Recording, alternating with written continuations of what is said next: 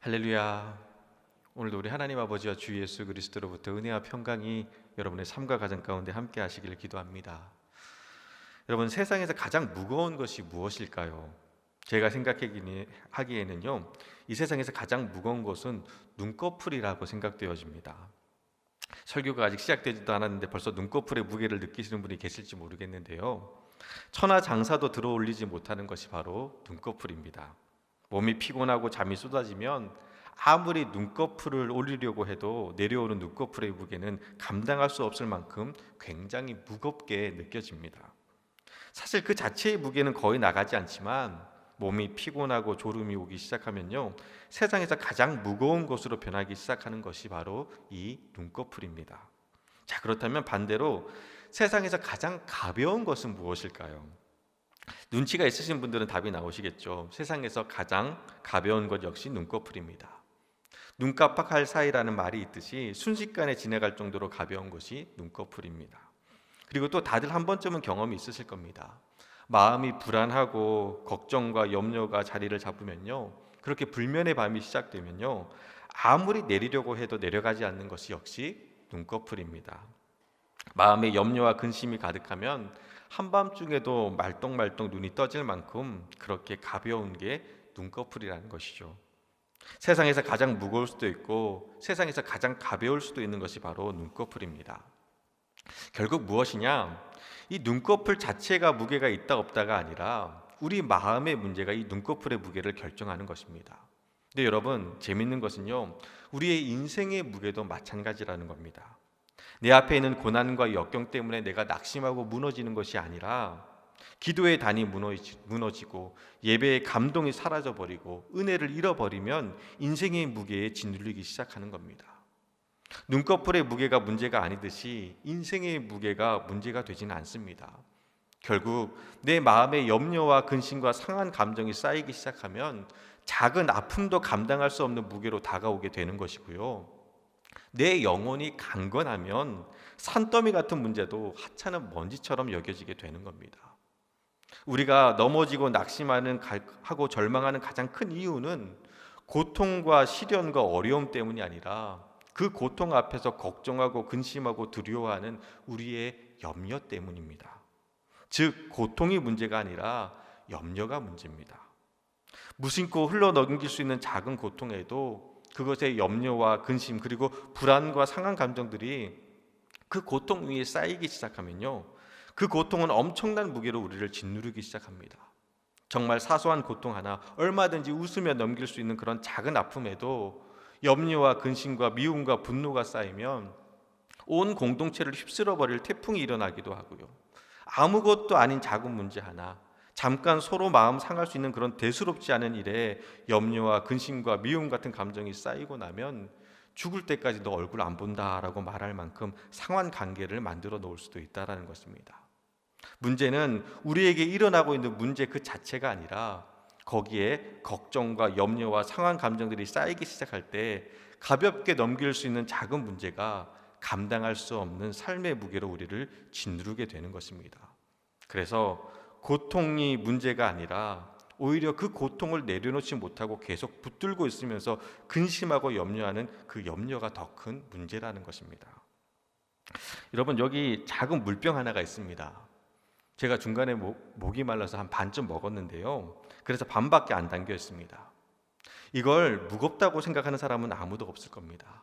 근데 여러분, 다르게 무겁지 않은 이 물병 하나 내려놓지 못하고 계속 들고 있다면 어떻게 될까요? 자, 오늘은요, 제가 이거 들고 설교해 보겠습니다. 어떤 결과가 나오는지 여러분 한번 보시겠습니다.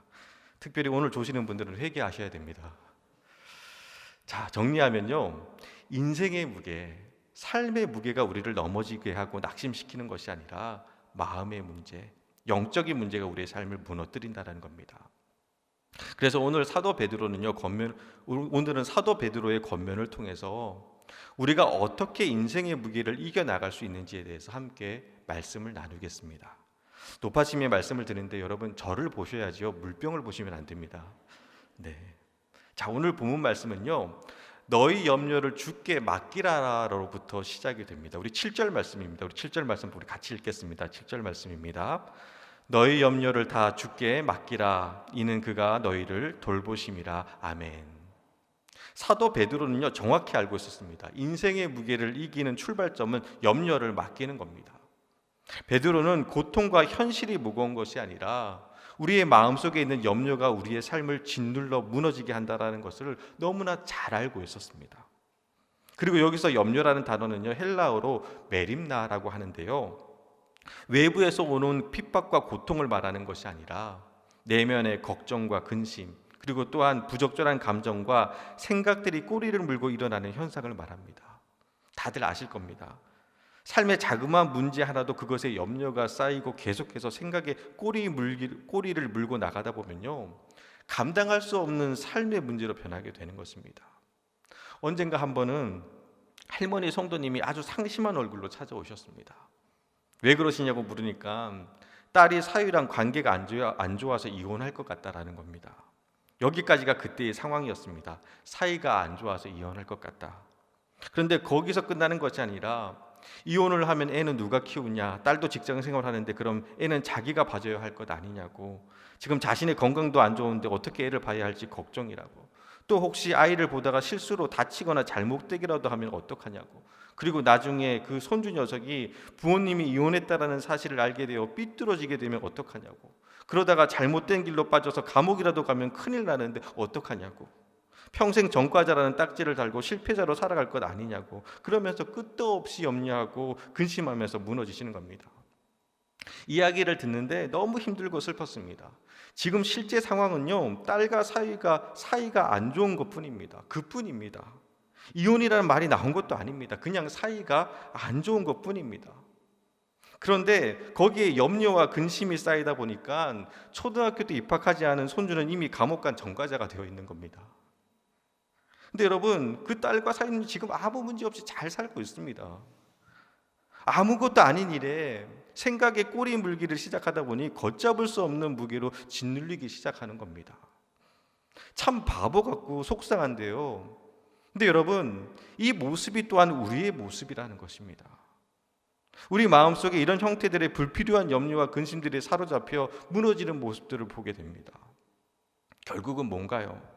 사건과 문제가 아니라 우리 안에 있는 염려와 상한 감정들이 문제라는 겁니다.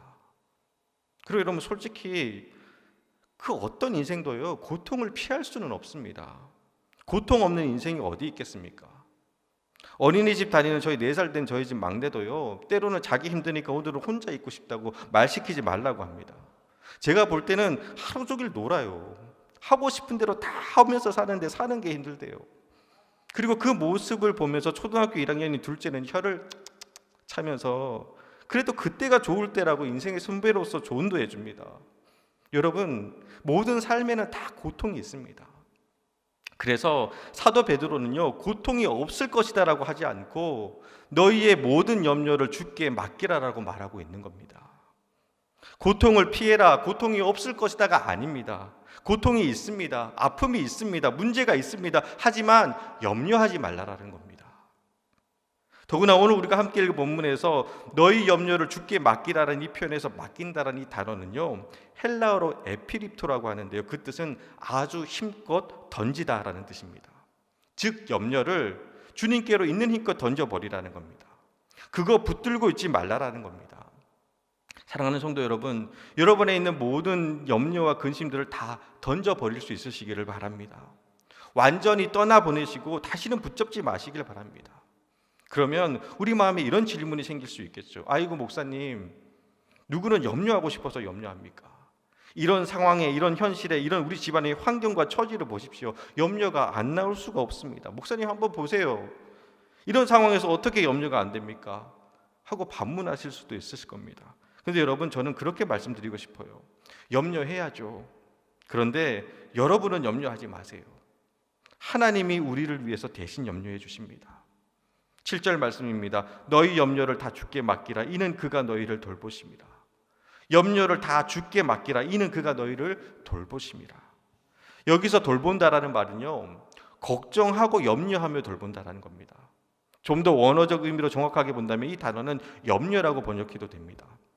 그래서 이 절을 원어적 의미를 살려서 더 정확하게 표현하면요, 너희 염려를 주께 던져버려라. 이는 그가 너희를 위하여 대신 염려하심이라 라고 할 수가 있습니다. 하나님 앞에 너가 갖고 있는 그렇게 쥐고 밤낮 잠 못 이루며 괴로워하는 그 염려를 던져버려라. 하나님이 너희를 위해 대신 염려하고 계신다라는 겁니다. 지금 나를 위해서 하나님이 염려하고 있다라는 겁니다. 나는 이렇게 힘들고 처절하고 아픈데, 그래서 밤새 잠 못 이루고 입술이 부르트도록 씨름하고 있는데 하나님은 멀리서 구경만 하시는 것 같아 원망하고 불평했는데, 그래서 나 혼자 그렇게 다 붙들고 몸부림치며 살아왔는데 그게 아니라는 겁니다. 하나님이 염려하시니 너희는 염려하지 말라라는 겁니다. 우리 하나님 졸지도 아니하시고 주무시지도 아니하시고 네 인생을 위해, 우리 자녀들을 위해서, 우리 가정을 위해서 하나님이 지금도 돌보시고 이끄시고 대신 염려하신다라는 겁니다. 그래서 저는 오늘 여러분에게 부탁드리고 싶습니다. 아니, 도전하고 싶습니다. 여러분이 염려하지 마시고 하나님이 염려하게 하십시오. 하나님께 다 맡기세요. 잠 못 이루고 뜬 눈으로 밤새우며 탄식하고 아파하던 그 모든 걱정과 염려들을 다 던져버리시기 바랍니다. 주님은 지금도 안타까운 눈으로 우리를 바라보시면서 말씀하십니다. 내가 다 염려하고 있으니 너희는 평안하여라. 내가 너를 위해서 아파하고 있으니 너는 행복하여라. 이것이 바로 우리를 향한 주님의 마음입니다. 그런데 왜 아직도 맡기지 못하고 던져버리지 못하고 여전히 붙들고 염려하며 아파하시나요? 저 역시 때로는 어떤 문제나 여러 가지 고민들로 잠을 이루지 못할 때가 있습니다. 자려고 누웠는데 이런저런 생각을 하다 보면요 30분이 후딱 지나가 버립니다. 이제 자야지 하고 마음 먹고 다시 누워도, 눈을 감아도 어느샌가 저도 모르게 또 걱정하고 염려하고 있는 제 자신을 발견하곤 합니다. 다들 이런 경험 한 번쯤 있으실 겁니다. 그럴 때 저는요 여러분 선포합니다. 하나님, 저는 이제 잘 겁니다. 이제 하나님이 대신 염려해 주세요. 그리고 그냥 잡니다. 문제가 해결된 것이 아니고 어려움이 사라진 것도 아닙니다. 그런데 염려하지 않기로 작정하는 겁니다. 염려하지 않고 하나님을 믿기로 결단하는 겁니다. 여러분, 염려하지 않는 삶은요 그저 우리가 바라는 대로 문제가 해결이 되고 어려움이 사라지면 가능한 게 아닙니다. 오늘 말씀의 주인공들, 바로 베드로에게 이 편지를 받아 들었던 사람들은 어떤 사람들이었을까요? 그들은 쉽게 염려를 내려놓을 수 있는 그런 사람들이었을까요? 그렇지 않습니다. 오늘 본문의 배경이 되는 베드로 전서는 왜 쓰여진지 아세요? 로마 사람들이 사흘 굶긴 사자를 콜로세움 경기장에 풀어놓고 그리스도인들을 물어 죽이고 찢어 죽이고 사자밥이 되게 했던 그 순교와 핍박의 시대 때 죽음 앞에 서 있던 사람들, 예수 믿어서 순교를 감당했던 사람들을 위해 위로하기 위해서 보낸 서신이 바로 이 베드로 전서입니다. 8절 말씀을 보면요, 마귀는 우는 사자와 같이 우리를 삼키려고 하고 있다는 표현이 나옵니다. 여러분, 솔직히 여러분, 이 본문에서 우리는 별로 이 본문이 심각하게는 안 들립니다. 우는 사자와 같이 사탄이 믿는 자를 삼키려고 한다라, 굉장히 문학적이고 은유적인 표현입니다. 지금 우리가 보기에는 그저 상징적이고 비유적인 표현으로 보입니다. 그런데 여러분, 오늘 이 메시지를 들었던 그 시대 사람들에게도 이 말이 과연 문학적이고 비유적인 표현이었을까요? 지금 우리는 사탄이 사자처럼 돌아다니는 거 안 보이잖아요. 사자라고 본 것은 동물원 우리 속에 갇힌 길들여진 사자가 전부입니다. 그러나 오늘 이 편지를 받았던 초대교회 그리스도인들은요, 바로 자기들이 사랑하는 믿음의 형제와 자매들이, 사랑하는 내 자녀들이 콜로세움 경기장에서 사흘 굶은 사자들이 으르렁거리며 달려들어 살이 찢어지고 뼈가 떨어져 나가는 그 처참한 장면을 목격했던 사람들이라는 겁니다. 여러분, 바로 오늘 염려를 내려놓으라 했던 오늘 이 메시지를 드려야 했던 그 시대의 사람들은요, 잘 먹고 잘 살아가며 편안하게 예수 믿고 있는데 그럴 때 염려 좀 내려놓아라라는 그런 말을 들은 사람들이 아닙니다. 예수 믿는다는 이유로 망해야 했고, 예수 믿는다는 이유로 죽어야 했고, 예수 믿는다는 이유로 내 자녀와 형제를 사자밥으로 꺼내놓아야만 했던 사람들. 그래서 사흘 굶은 사자들이 으르렁거리는 소리가 사탄의 소리처럼 들리는 그 두려움과 공포의 절정에 서 있던 사람들에게 했던 말이라는 겁니다. 우는 사자와 같이 너를 삼키려 한다는 이 말씀을 들었던 초대교회 교우들은 어땠을까요? 눈앞에서 내 형제 자매 그리고 자식과 부모가 사자에게 갈기갈기 찢어 죽어가는 그 참담한 모습을 지켜봤던 그래서 그것이 평생 트라우마처럼 가슴을 짓누르며 살았던 초대교회 교우들에게 이 말씀은요, 몸소리 쳐도록 소름 돋는 공포와 두려움의 상징이었습니다. 그런데 그런 상황에서 베드로는 말합니다. 염려하지 마라. 베드로의 이 권면은요, 막연한 종교적 고백이 아니라 순교의 시대를 살던 그 자리에서 예수 믿는다는 이유로 사랑하는 내 형제와 가족들이 사자밥되고 화형당하고 참수형당하는 그 고난의 중심에서 벌벌 떨고 있는 교우들 끌어안고 가슴을 찢으며 선포했던 메시지가 바로 여러분 염려하지 마십시오라는 겁니다. 여러분 염려하지 마세요. 지금의 내 상황과 현실이 아무리 힘들고 어렵고 아파도 사랑하고 축복하는 마음으로 권면합니다. 여러분 염려하지 마시길 바랍니다. 여러분의 염려를 다 주님께 맡기세요. 그가 너희를 돌보십니다. 주님이 돌보시고 주님이 책임져 주실 줄 믿습니다. 다음으로 오늘 말씀을 보면요, 염려하지 않는 것에 머물러 있어서는 안 됩니다. 염려하지 말라 이후에 또 하나의 명령어가 나옵니다. 우리 8절 말씀입니다. 우리 8절 말씀 우리 같이 한 목소리를 읽도록 하겠습니다. 근신하라 깨어라 너희 대적 마귀가 우는 사자같이 두루다니며 삼킬 자를 찾나니. 아멘. 근신하라 깨어나라. 원어적 표현으로 보면요, 근신하라와 깨어나라 이 두 단어는요 사실 똑같은 단어입니다. 그렇다면 왜 두 번을 썼느냐? 반복함으로써 강조하고 있는 겁니다. 염려하지 마십시오. 그러나 정신을 차리고 깨어 있으십시오. 정신을 차리십시오. 정신을 차리십시오. 그렇게 말하고 있는 겁니다. 염려하고 근심함으로 자기 감정에 사로잡혀 있지 말고, 또한 어쩔 수 없는 현실이라고 낙심해 있지 말고 깨어나라라는 겁니다. 이 말씀은요, 세상의 유혹과 죄된 습관으로부터 벗어나 정신을 차리라는 것이고요, 더 나아가 우리 안에 있는 슬픈 감정, 낙심과 무너지고 깨진 상처들, 미움과 컴플렉스, 나는 안 된다라는 자괴감과 패배주의로부터, 그런 상한 감정들로부터 우리 마음이 깨어나야 한다라는 겁니다. 이제 더 이상 못 들겠네요. 아까 그러더라고요. 저희 집 아내가, 제가 아내한테 오늘 염려에 대한 말씀 전하면서 이 물병 들고 설교할 거라고 그렇게 웃으면서 말하니까 저희 아내가 웃으면서 그런 말을 하더라고요. 설교 끝날 때까지 들고 있으면 오늘 야식으로 라면 끓여준대요. 근데 이제 한계가 온 것 같아요.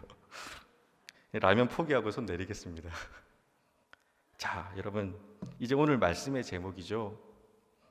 너무 무거워서 문제입니까? 라는 질문에 답할 때가 되었습니다. 너무 무거워서 문제입니까? 작은 물병 하나, 별로 무게도 나가지 않지만 들고 있으면요, 내려놓지 못하면요, 이것의 작은 무게도 견딜 수 없는 짐이 되어 나를 괴롭게 하고 힘들게 합니다. 이겨낼 수가 없습니다.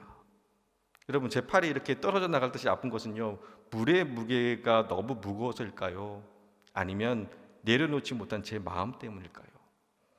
물병 하나, 이거 아무것도 아닙니다. 그런데 내려놓지 못하고 들고 있으니까 견딜 수 없는 무게로 짓누르기 시작하는 겁니다.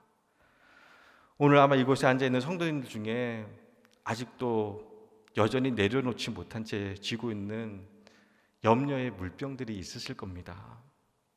자녀의 문제, 직장의 문제, 건강의 문제, 가정의 문제, 그리고 물질의 어려움 등 우리는 수없이 많은 염려를 짊어진 채 살아갑니다.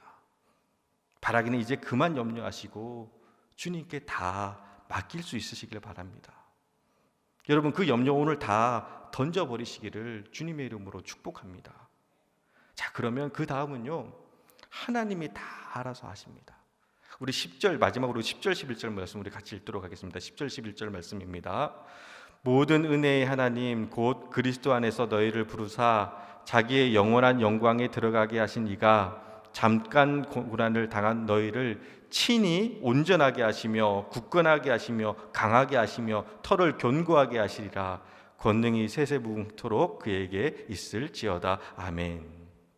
자, 이런 말씀 보면요, 염려를 다 주께 맡기고 근신하여 깨어있고 믿음을 굳건하게 하면 그 다음은요, 하나님이 친히 다 해주신다라는 겁니다.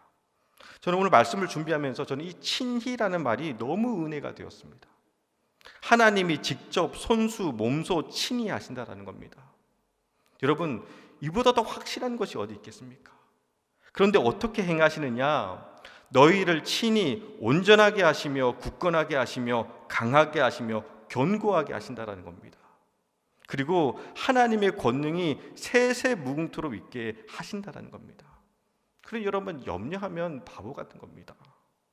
특별히 이번 주 주일은 추수감사주일로 지킵니다. 한 해를 마무리하며 여러분, 아직도 지고 계신 염려와 걱정은 무엇인가요? 이 시간 그것들을 다 주님께 맡기세요. 오늘 집에 돌아가실 때 얼굴에 염려가 가득하면요, 나머지 공부하셔야 됩니다. 그리고 깨어나세요. 아직도 버리지 못한 죄된 습관이 있으면 과감하게 끊어버리시길 바랍니다. 그리고 나면 하나님께서 친히 손수, 몸소 직접 우리를 온전하게 하시고 굳건하게 하시고 강하게 하시며 견고하게 하시는 하나님의 권능을 세세무궁토록 누리게 될 줄 믿습니다. 그 믿음으로 험한 세상 속에서도 늘 승리하시기를 주님의 이름으로 축원합니다.